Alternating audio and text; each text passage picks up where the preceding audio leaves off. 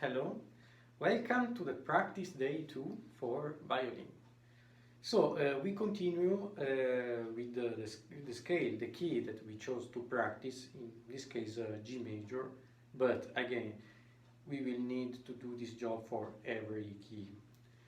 For now, we consider one octave for now. Then maybe later, once we complete all the circle, we can maybe add the second octave. But for now, let's consider one octave for all the practice day. And this is oriented on the scale on one string. So we will start to move along the fingerboard. First, a G major scale on one octave on the G string.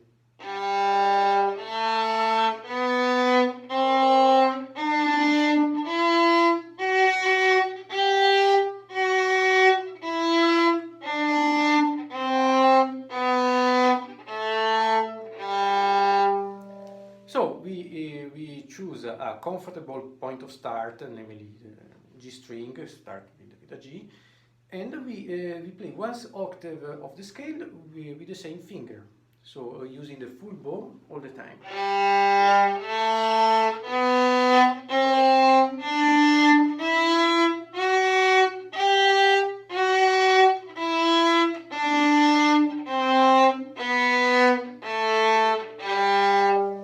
So stopping the sound and releasing the finger in order to find the note and getting back in the same way.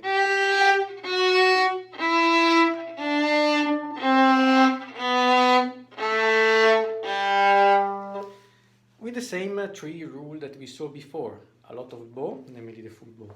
Lot of hair bow, so make sure to really use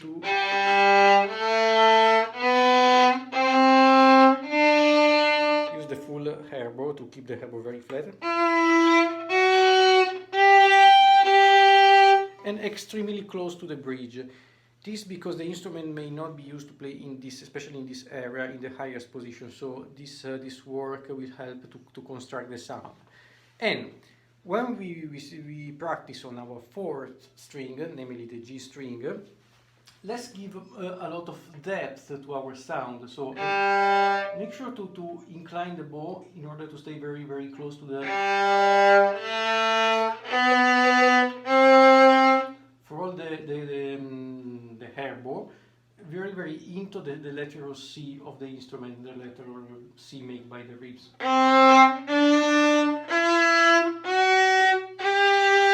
Of course, this is why we need to be very careful to play with a straight bow.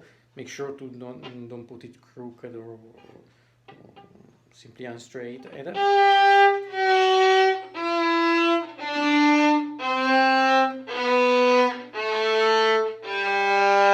without being scared to be loud or rough. This is really to sort of gym workouts for the instrument in order to become stronger and stronger with the sound.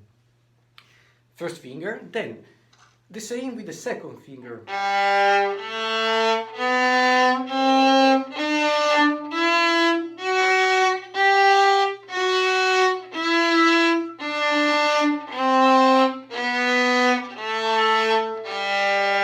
There may be some notes who struggle to come out, especially in this area. In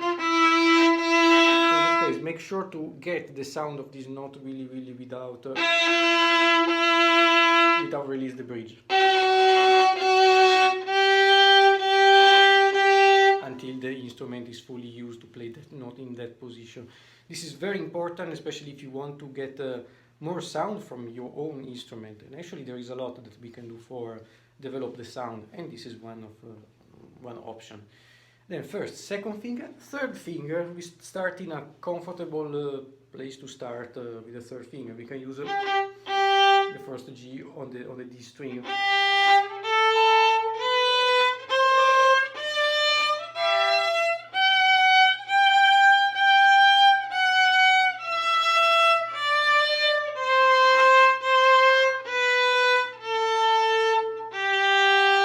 Also, very important here to especially here in the internal string, to keep very close to the bridge.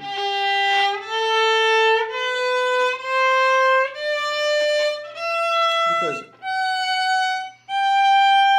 once we go, you can easily observe that the string is getting down step by step when we go up on the fingerboard. So it may be easy to touch the wrong strings. This is why we.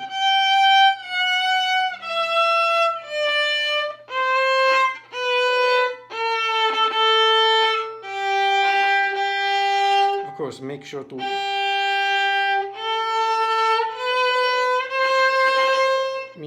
Open the sound, really make the instrument open the sound correctly, not every note.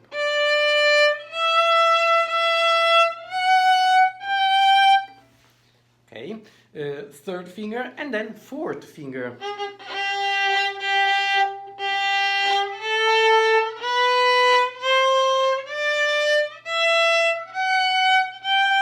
So this is very useful for develop the strength of of our finger. Make sure also to move your elbow correspondingly.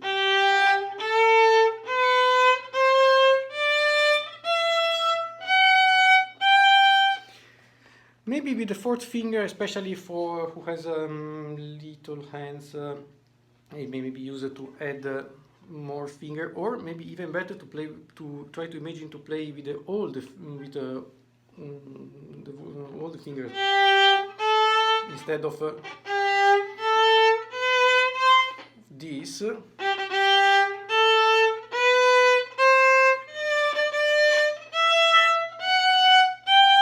This.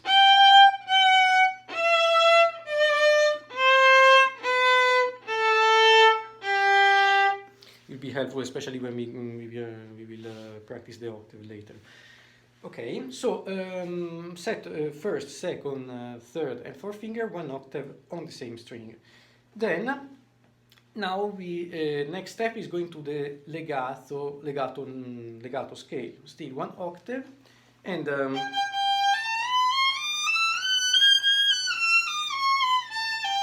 beginning with 1 2 1 2 1 2. So 4 times. In order to get more confident on shifting. So make sure to don't stop the sound. Keep legato, the full scale, going ascending scale down bow, maybe descending up bow, but it can be also the opposite. Then this we start here because it's a comfortable place to start with the G major, but we can also do it here. Whatever is comfortable to start, depending on the key, because don't forget that we will need to do this job for every key. Okay, and then the same with 2 3 2 3 2 3. So second, third, second, fourth.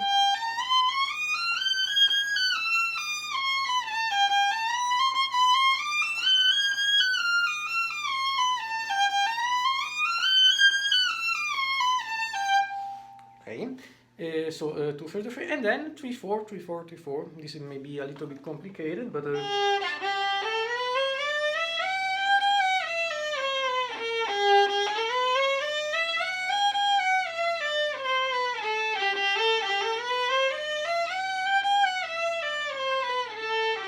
this is why, because we needed to get used to shift with every finger. And so 1 2 1 2 1 2 2 3 2 3 3 4, and then the combination are many, but I would just suggest to add on the legato the 1 2 3 4 1 2 3 4.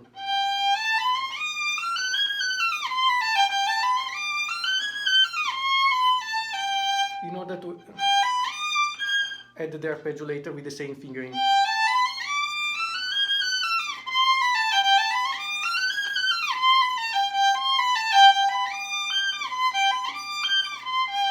This is the kind of scale that you find in the beginning of the scale book of Carl Flesch, but we can step by step develop our shifting,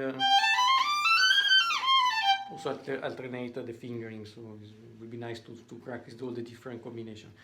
So one finger each, then finger 2 by 2, 1 2 3 4 1 2 3 4. And then we can start to add the double stops. Double stops, still 1 octave. So we can start with the octaves.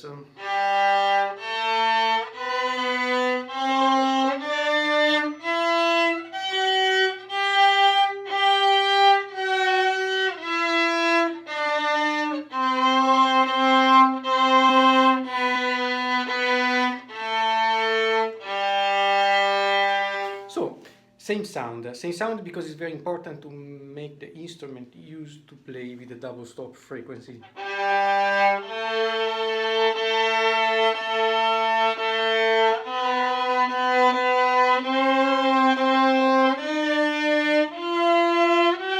Without press. So make sure to be very light with the bone.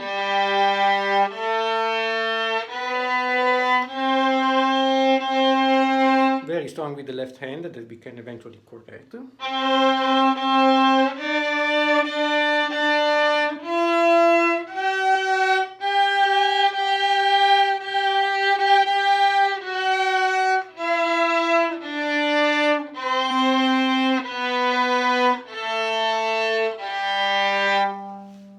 One octave of octaves. And make sure to, when you use the octave with the 1/4, to avoid this that seems to be a common mistake. Namely trying to play with the first and fourth finger alone. The octave has a better sound if we support the fourth finger deploying. Maybe here is more clear. Deploying 2, 3, and 4 together.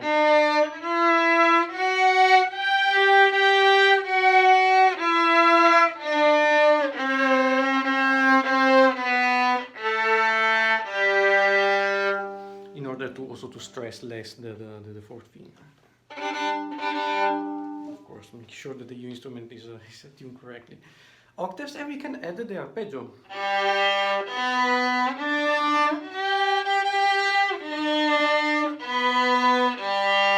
Same sound.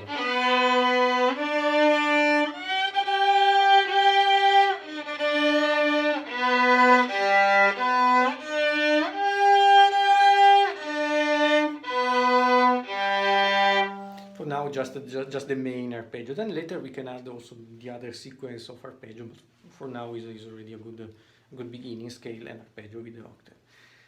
Then we can add the sixth. 1 octave of sixth. Still in G major. So we choose the main sixth of G major, namely B and B natural and G. Because through the sixth, this is the sixth who makes the G major key. It's part of the arpeggio, but what makes the key, the main tonal chord is the third, or if we reverse the chord, the sixth. So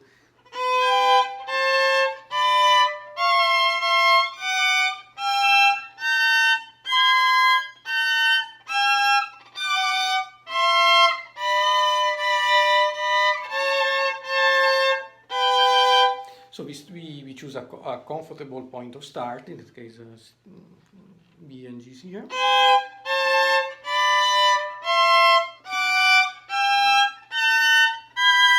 And we construct the scale 1 octave just.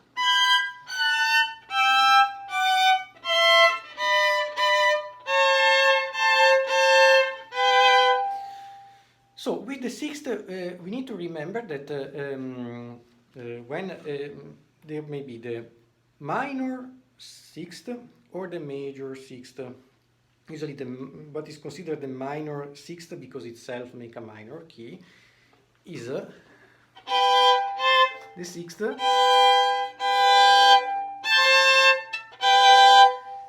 that it changes due to the fact that we have one semitone of distance over a tone. So the major sixth is the main one. It means finger close. See, and A is already a minor sixth. So it means that now we have a tone of difference. Then next one, another minor sixth. So another tone of distance between the finger. I mean. Now we have another major sixth, so finger close. F sharp D, another major sixth, so with closer finger. So G E, minor sixth, so finger distant. A F sharp, another minor sixth, and then the final, the major sixth. So we need to remember this sequence for a major scale. Small, large, large, small, small, large, large, and small. Will be the same for every major scale. So instead of play G major, we play C major.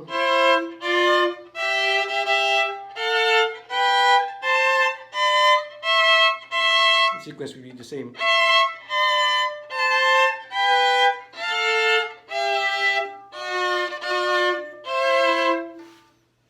So exactly the same for every major scale. Then the minor will be different, and we will see. So first we played with 1 2 1 2 1 2, and we can do the same with 2 3 2 3 2 3. Maybe another comfortable starting point.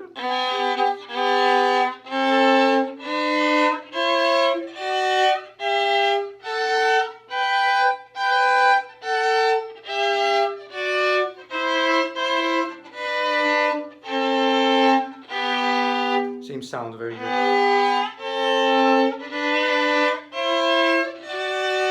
Make sure to mind the quality of your pressure, especially in high position. Keep very light with the bow. Don't try to help the left hand with the bow. The bow should be light all the time, but close to the bow. Left hand, need to figure out how to press correctly, make it a good pitch. So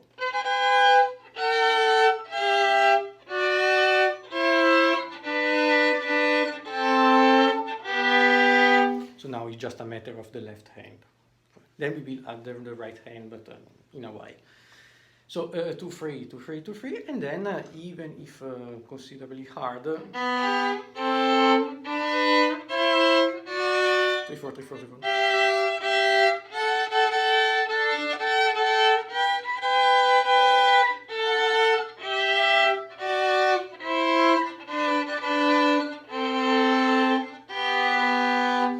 Of course, we can start even in another pointer.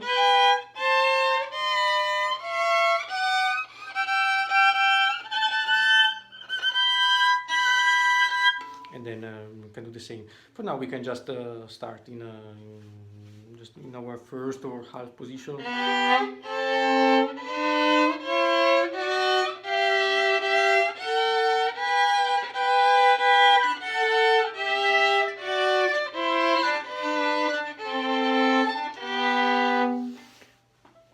So one octave or sixth, and last but not least, we can add the third. The third is just the reversed sixth. So we can start in a comfortable place, first position.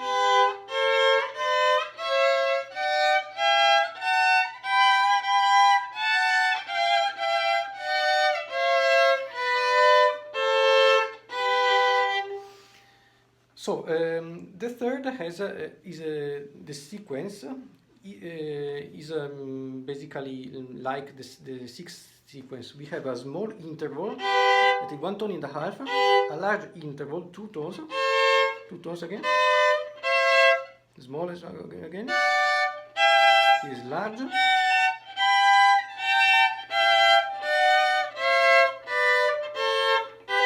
So if instead of considering the semitone or the tone between the finger, we consider the tone and a half and the 2 tones, we have a sequence that is exactly the same for the sixth. It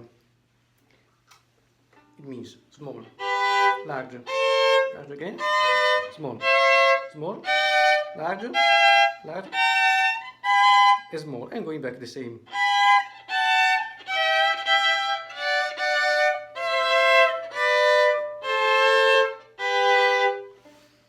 Will be exactly the same for all the major scales, the major keys, because the minor will be different. So 1 and 3. Now we can do the same with 2 and 4, even if it's harder.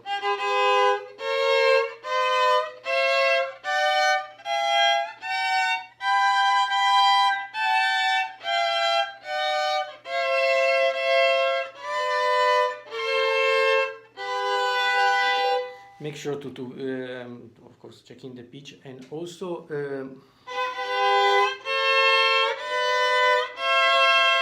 make sure to get as close as possible to the bridge.